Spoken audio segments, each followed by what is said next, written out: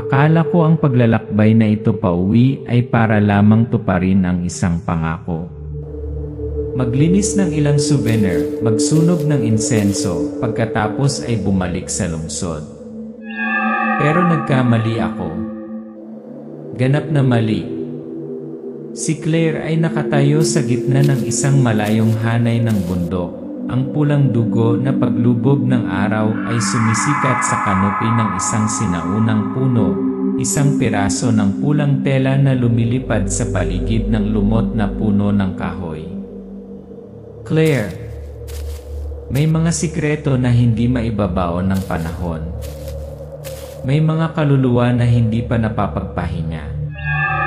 At may mga sumpa na ipinapasa lamang sa mga may sapat na dugo at lakas ng loob upang tiisin ang mga ito. Isang truck ang huminto sa may pulang dumi ng kalsada. Isang kakaibang pamilya ang pumasok, tahimik, magalang, ngunit ang kanilang mga mata ay masyadong malalim, masyadong malamig. Claire, pagpapatuloy. Napagkasunduan namin silang isakay. Hindi na sila masyadong nagtanong, nakaupo lang, bahagyang nakangiti. Ngunit wala ni isa sa amin ang nakapansin, ang ngiting iyon hindi umabot sa aming mga mata. Dahan-dahang nag-zoom sa mga mata ng bata, kumikislap na parang pusa sa dilim. Ang kotse ay umuuga, ang radyo ay static. Isang mahinang bulong ay nagmumula sa mga nagsasalita, sa isang wikang walang nakakaintindi. Lumingon si Claire para tumingin sa rearview mirror, wala na ang babae kanina. Claire, pabulong. Mula sa sandaling iyon, alam ko na ibalik namin ang isang bagay na hindi namin dapat makuha. Magitim ang screen. Bumuo ang musika. Umaalingaw sa hangin ang boses ng isang babae, boses ni Clara. May mga tarangkahan kapag nabuksan na hindi na sila muling maisasara. Iyon ay paglalakbay ng Gatekeeper. Base sa totoong kwento. Mga hindi masasabing alaala. Hindi ako naniniwala sa supernatural. Mga ritual, panata, o tradisyon ng mga ninuno, lahat ng ito ay mga lumang kwento lamang sa akin. Hanggang sa namatay ang aking ina. At nag-iwan ng isang sulat. Si Claire, isang batang guro, may lahing Asyano, ay bumalik sa kanyang bansa. May hawak na sulat, malungkot ang kanyang mukha. Sa sulat ay ang nanginig na salita. Hanapin si Sir Hugo. Pag-aralan muli ang hindi itinuro sa iyo ng iyong ina bago pa huli ang lahat. Si Claire at ang kanyang matalik na kaibigan, si Maya, sa isang lokal na pickup truck, patungo sa isang malayong bulubunduking lugar. Maya, sigurado ka ba? Bumabalik sa gitna ng gubat dahil lang sa matandang si Hugo. Parang horror movie. Claire, tumawa ng mahina. Yan ang huling tanong ng nanay ko. May utang ako sa kanya. Nang huminto ang sasakyan sa gitna ng pulang dumi ng kalsada, isang kakaibang pamilya ng tatlo ang nakatayo sa gilid, kumakaway para sumakay. Matangkad at tahimik ang ama, maliit ang matandang babae, nababalot ng scarf ang mukha, at isang bata na mukhang iba. Maya. Claire, huwag kakaiba. Tignan mo ang mga mata ng bata na parang nakatingin sa akin. Claire, nag-aalangan. Gusto lang nila ng ride. Medyo malayo pa. Bumukas ang pinto ng kotse. Tahimik na pumasok ang pamilya. Walang nagsasalita. Walang kumusta. Basta sumulyap ang mata ng matandang babae kay Maya, hindi pangkaraniwang mahaba. Lumipas ang oras. Nagiging barado ang hangin sa sasakyan. Sinusubukang makipag-usap ni Maya, ngunit hindi sumasagot ang ama. Paminsan-minsan ay tinititigan ng bata si Claire. Bata, pabulong. Ikaw ang nagbukas ng gate, tama? Tumalikod si Claire, nagulat. Nakangiti pa rin ang bata, parang walang sinabi. Maya, pabulong. Claire, how much further? I don't want to go with these people. Tumigil ang sasakyan sa gilid ng kalsada sa bundok para makapunta si Claire sa banyo. Pagbalik niya, wala na ang matandang babae sa sasakyan. Claire. Una, saan ang matandang babae? Yan eh, marahan, mahinahon. Nandito na siya. Tumingin si Claire sa paligid, walang daanan, walang bahay, malalim na kakahuyan at makapal na hamog. Long shot, ang silweta ng matandang babae ay dumausdos sa kakahuyan, walang yabag, walang bakas. Isang piraso ng pulang tela lamang ang nakadikit sa sanga ng puno. Pinulot ni Claire ang pulang tela, nataranta ang mga mata. Inilabas ng bata ang kanyang ulo sa kotse, nakangiting kakaiba. Anak. Ang unang detective nagpunta rin sa kabubatan. Ngayon mo na. Nagsimula gini umatag ni Kate ay pagitan ng dalawang mundo. Paglubog ng araw sa maliit na nayon sa paanan ng bundok. Huminto ang sasakyan. Si Claire ay lumabas, ang kanyang mga mata ay naguguluhan, at si Maya ay patuloy na iniikot ang kanyang ulo upang limunin ang daan na kanilang pinanggalingan. Maya, pabulong. Pakiramdam ko ay may mali ang mga taong iyon, parang hindi sila umiral. Isang matandang lalaki ang lumabas sa lumang bahay na gawa sa kahoy. Malalim ang mga mata, may hawak na patpat na may kakaibang simbolo na nakaukit. Siya si Lakay Hugo. Lakay Hugo. Ikaw ba si Claire? Claire. Anak ako ni Aida. Sinabihan niya akong hanapin ka. Lakay Hugo, bahagyang tumango, mas nakayuko kaysa sa kanyang hitsura. Alam ko at kanina pa kita hinihintay. Tumalikod siya at dinala si Claire sa sambahan, isang sagradong bahay na gawa sa kahoy, madilim at puno ng amoy ng lumang insenso. Sa loob ng sambahan, madilim ang kalawakan, may kaunting oil lamp. Sa dingding ay may kupas na itim at puti na mga litrato. Nahulog ang isa habang dumaan si Claire. Nasa larawan ang kanyang ina, nakatayo sa tabi ng isang batang si Lakay Hugo. Claire, pabulong. Ina, nandito ka ba talaga? Hinawakan niya ang larawan. Isang kakaibang tunog ang narinig, ang sigaw ng isang bata ay nagmumula sa silid sa dulo ng bulwagan. Binuksan ni Claire ang pinto, ngunit pinigilan siya ni Lakay Hugo. Lakay Hugo, mahigpit. Hindi pa oras para pumasok ka doon. Ang lugar na yon magbubukas lang kapag handa ka na. Tinignan siya ni Claire, naghihinala ang mga mata. Sa kanyang kamay, nagsimulang dumugo ang larawan ng kanyang ina. Ang unang gabi, mga pangarap.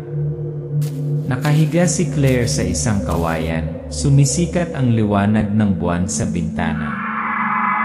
Nakatulog siya. Sa panaginip, nakita ni Claire ang kanyang sarili na nakatayo sa gitna ng kagubatan.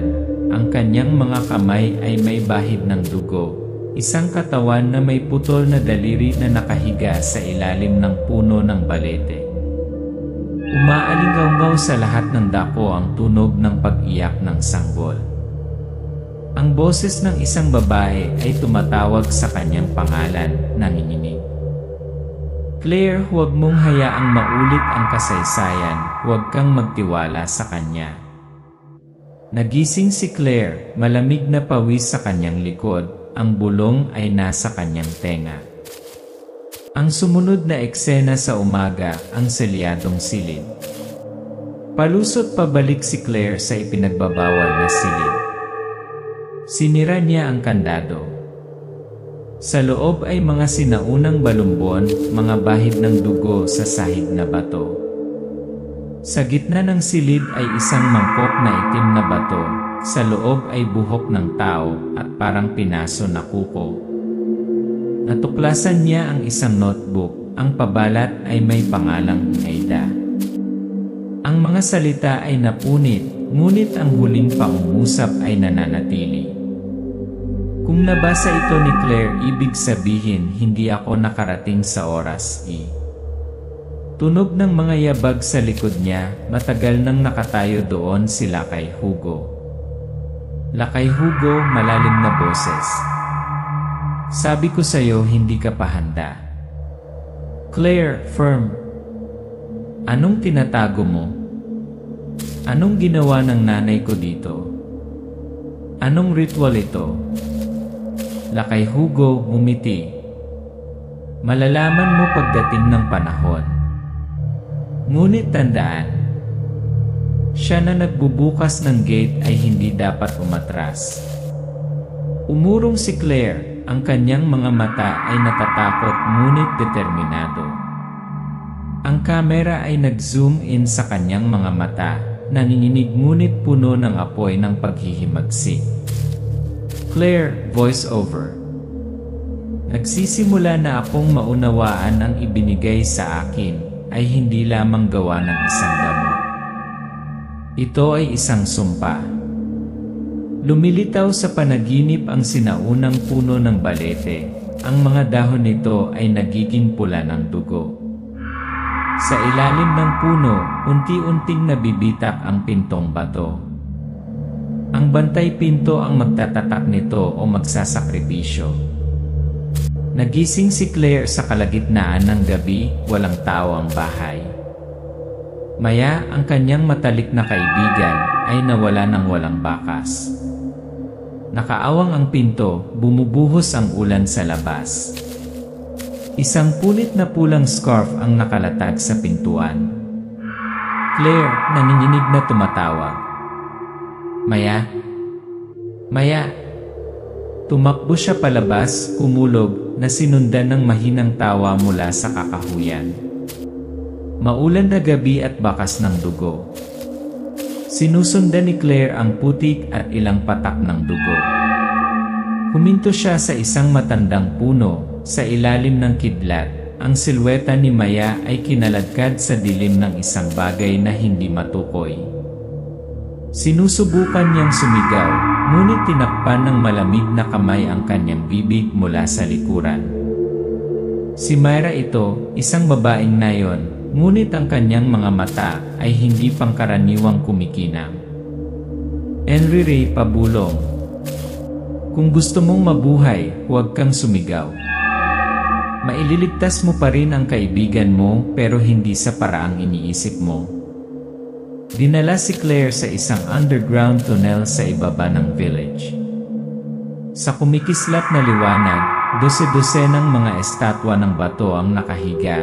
Ang kanilang mga hugis ay baluktot na parang may sakit. Emriri. Dati silang tao hanggang sa naging kasangkapan. Tinatawag sila nila kay Hugo na The Seal Keepers. Claire, natigilan. Sinasabi niya na siya ay isang tagapagtanggol. Henry Ray ngumiti. Ang pagprotekta sa kanyang kapangyarihan, higit pa. Nagpapalaki siya ng mga nilalang, mga sinaunang nilalang na nag-anyong tao upang panatilihing matakot ang mga taga-nayon. Inihayag, sumakay na ang pamilya. Bumalik si Claire para suriin ang mga balumbon sa ipinagbabawal na silid. Nakahanap siya ng drawing, ang tuktok ng isang sinaunang pamilya at isang larawan ng pamilya ng tatlo na minsan niyang sinakyan. The note reads, anino ng mga tagapaghukom, those summoned to break the seal between the two worlds. Claire, bulungan. Hindi sila tao, sila ang kanang braso ng kabilang panig. Natuklasan ang tungkol sa kanyang ina. Nakita ni Claire ang isang lumang talaarawan na nakasulat sa sulat kamay ng kanyang ina. Ang sulat kamay ay nanginginig, ang tinta ay may bahid ng luha. Anak ko, kung binabasa mo ito, ibig sabihin na bigo ako. Nagtiwala ako kay Hugo, natutunan ko ang ritual gaya ng itinuro niya sa akin. Ngunit nang matuklasan ko ang katotohanan, sinubukan kong sirain ang ritual. At nagbayad ako ng buhay ko. Napaluha si Claire, hawak ang kwaderno sa nanginginig na mga kamay. Sandaling lumilitaw ang isang flashback. Ang kanyang ina ay nakatali sa isang puno, napapalibutan ng pulang ilaw, at sila kay Hugo ay nakatayo sa kanyang likuran. Pagharap sa kapalaran. Bumalik si Claire kay sambahan. Diretso niyang hinarap sila kay Hugo na hindi na itinatago ang tunay na mukha. Sa paligid niya, unti-unting nagkakaroon ng hugis ang kalahating tao, kalahating madilim na nilalang. Kay Hugo, mahinahon. Alam mo naman, di ba? Ang bawat henerasyon ay nangangailangan ng isang gatekeeper. At ikaw ang tanging may dugong nagbubuklod sa dalawang mundo. Claire, hindi ako sakripisyo para sa mga lumang ritual mo. Kay Hugo, lumalapit, malalim na boses. Ito ay hindi isang sakripisyo, ito ay isang pagpipilian. Panatilihing nakasara ang tarangkahan, kasama ang iyong kaluluwa. O sirain ito at lahat ng nakakulong na kaluluwa ay mapapalaya. Ngunit bilang kapalit, ang mundong ito ay hindi na magiging mapayapa. Nakita ni Claire si Maya na nakulong sa isang bilog ng apoy, ang kanyang mga mata ay nataranta. Ang mga kaluluwa sa paligid ay nagsimulang bumulong sa pangalan ni Claire.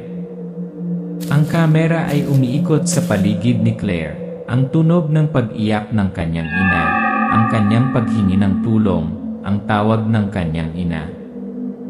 Claire, voice-over, nasasakal. Kung susulong ako, walang babalikan. Kung masira ko ang gate, baka iligtas ko si Maya, pero baka maglabas din ako ng mga bagay na hindi dapat ilabas.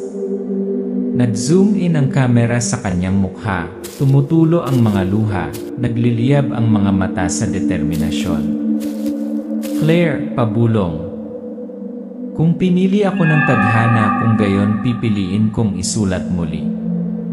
Nag-fade to black. Ritual drums beat.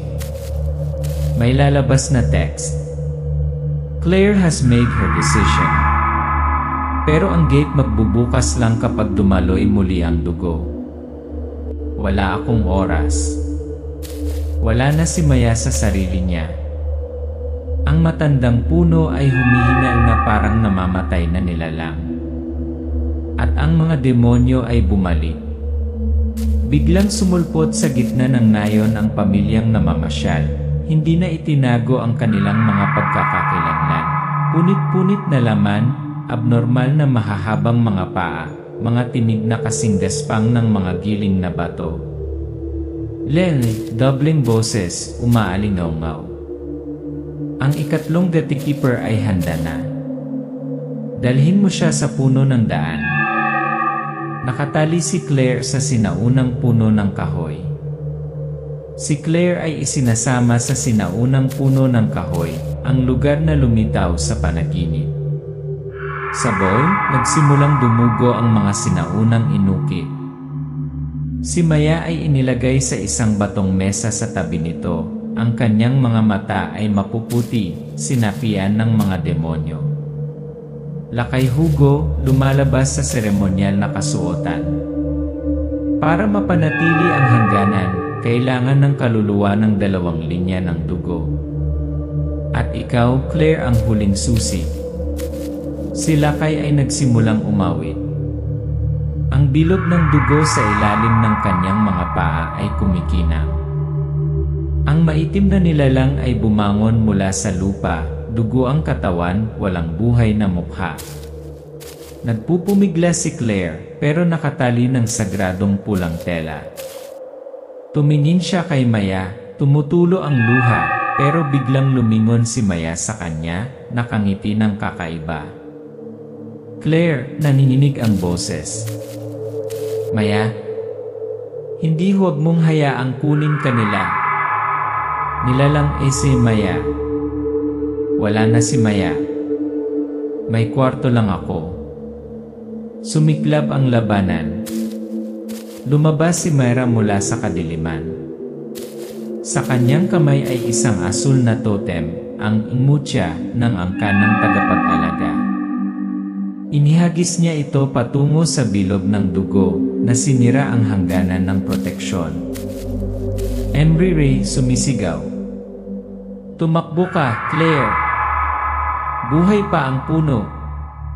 Naghihintay sa'yo! Sininil siya ng nilalang. Nagpupumigla si Claire, tumutulo ang kanyang dugo sa lupa. Ang sinaunang puno ay nanginginig ng marahas. Lumilitaw ang isang bitak sa puno, sa loob ay may asul na glow at isang sinaunang batong pinto. Hakbang sila kay Hugo, galit na galit, tumutulo ang dugo mula sa kanyang mga mata. Lakay Hugo, pinagtaksil mo ako, Myra. Emery Ray, nagtaksil ako dahil minsan akong tao. Nagbubukas ang gate. Lumapit si Claire sa sinaunang puno. Hinawakan ng kamay niya ang puno ng kahoy, kumakalat ang dugo na parang buhay na ugat. Isang boses ang bumubulong mula sa malayo, boses ng kanyang ina. Boses ng ngane. Claire, ang tarangkahan na iyon ay hindi para iwasan ang masasamang espiritu, kundi para ilayo ang mga tao sa kasamaan na sila mismo ang lumikha. Naiintindihan ni Claire, kapag nasira ang tarangkahan, magugulo ang mundo. Kung ito ay natatakan, si Maya ay makulong ng tuluyan. Lumabas ang nilalang, sinunggaban si Claire. Sila kay Hugo ay sumisigaw.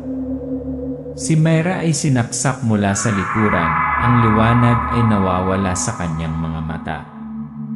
Kinuha ni Claire ang pulang tela na nakatali sa kanya, binalot ito sa puno at binasa muli ang spell ng kanyang ina sa diary. Selyo at sakripisyo. Malakas na yumanig ang tarangkahan. Isang itim at puting ilaw ang nagsalubong. Si Maya ay sumisigaw sa sakit at ang kanyang tunay na kaluluwa ay lumilipad palabas sa katawan ng demonyo. Maya, naluluha. Claire, salamat ni. Binalot ni Claire ang kanyang buong katawan ng pulang tela, niyakap ang puno at sinabi ang kanyang huling mga salita. Claire, kung kailangan ng panghuling gatekeeper, handa ako. Sarado ang gate. Isang mapurol na putok. Namatay ang lahat ng ilaw. Lumitaw ang isang maliit na liwanag mula sa puno ng kahoy. Ang figura ni Claire ay nakatayo doon, hindi gumagalaw, na parang napalitan ng diwa ng kabubatan. Kapag ang mga tao ay masyadong ambisyoso upang buksan ang gate sa ibang mundo, kung minsan, kailangan ng isang tao na magboluntaryo upang maging ang huling susi. Wala na sila kay Hugo, walang alaala si Maya. Ngunit sa tuwing lumilitaw ang pulang buwan, bahagyang nanginginig ang punong iyon. Pagkatapos ng gabing iyon, walang nakakita kay Claire. Walang katawan. Walang dugo. Tanging isang puno mahinang nanginginig sa tuwing sumisikat ang pulang buwan. Buhay pagkatapos ng selyo. Bumalik ang nayon sa kanyang mapayapang ritmo. Naniniwala ang mga taga-nayon na natapos na ang bangungot. Ngunit si Maya, ang tanging nakaligtas, ay malinaw na alam, ito ay isang pagkaantala lamang. Maya, nagsalita sa silid-aralan, bumubulong sa mga estudyante. Minsan akong nagkaroon ng kaibigan. Matapang siya, ngunit walang naniniwala na nag-e-exist siya. Akala nila ito ay isang alamat. Ngunit kung isang araw ang punong iyon ay magsisimulang umungol. Tandaan, huwag kang lalapit. At huwag makinig sa tawag mula sa kabubatan. Ang orasan ay nagpapakita ng 5 o 10 taon mamaya. Isang batang babae na mga 11 taong gulang, kulot ang buhok, kayumanggi ang balat, may dalang backpack, nakatayo sa harap ng isang matandang puno sa gitna ng kabubatan. Babae, pabulong. Ang pangalan ko ay Amara. Sabi ng aking inaalagaan, kung marinig mo ang tawag, dapat kang pumunta. At dalhin mo ito. Binuksan ng batang babae ang backpack. Sa loob ay isang malabong larawan. Si Claire ay nakatayo sa tabi ni Clara. Sa likod ay ang lumang puno ng balete. Ang dilim ay sumikat. Lumapit ang gabi, sumisikat ang pulang buwan. Magsisimulang manginig ang puno ng balete. Malamig ang sipol ng hangin. Sa ilalim ng mga ugat, kumikislap ang pulang ilaw, muling kumalat ang lumang bitak. Ang isang bulong ay nagmumula sa mga ugat. Claire ay nanghihina. Ang bantay pinto ay hindi maaaring manatili magpakailanman. Malapit na tayong maging malaya. Umurong si Amara, natatakot ang kanyang mga mata. Ngunit ang hangin ay nagdadala ng ibang boses, banayad, puno ng pagmamahal na pag-ibig. Claire, huwag kang matakot, Amara. Ang iyong dugo ang bagong susi. Ngunit hindi mo kailangang magsakripisyo tulad ko. Mula sa puno ng kahoy, kumakalat ang berdeng ilaw, dumampi sa kamay ni Amara. Sa isang iglap, nagsasara ang mga bitak, humihina ang hangin. Muling tahimik ang kabubatan. Pamana at pag-asa. Inilagay ni Amara ang kanyang kamay sa puno ng kahoy, bumubulong na parang nakikipag-usap sa isang ina na hindi pa niya nakikilala. Amara, hindi ako tatakas. Aalamin ko ang iniwan mo. At babantayan ko hanggang sa dumating ang susunod. Nakapan ang kamera hanggang sa tuktok ng puno, kumukupas ang pulang buwan, napalitan ng pilak na buwan. Isang kwago ang lumilipad sa buong gabi. Sa mga ugat ng puno, isang asul na liwanag ang kumikislap na parang tibok ng puso. Ang screen ay kumukupas sa itim, na naiwan lamang ang tunog ng hangin at ang huling bulong ni Claire. Boses ni Claire. May mga gate na hindi dapat buksan. Ngunit may mga nasinadya upang panatilihin ang mga ito. Base sa totoong kwento. Gaano karaming mga bantay pinto ang naninirahan kasama natin nang hindi natin nalalaman? Ang The Keeper, ang wakas o ang simula?